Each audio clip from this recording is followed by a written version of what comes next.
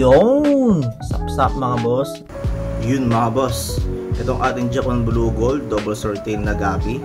So yung mga medyo malalaki no, iiwalay natin doon sa mga fry niya. Yan. Medyo marami siyang fry no. Dahil meron tayong nilinis na 5 gallon tank. Yan. Ito yung green water dati na may mga tuxedo kay gabi. Pero nilipat ko na yun. So yan.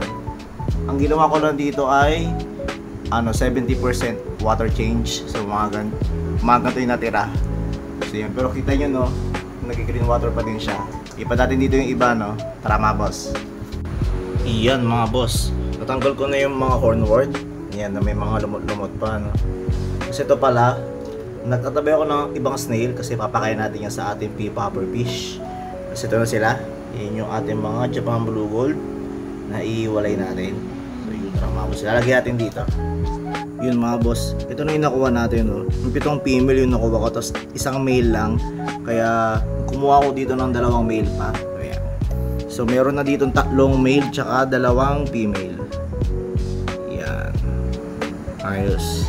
Yun mga boss, ito Optima water conditioner para sa malinis sa tubig tsaka maraming beneficial bacteria.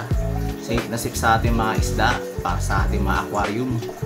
Nasa yellow basket mga boss.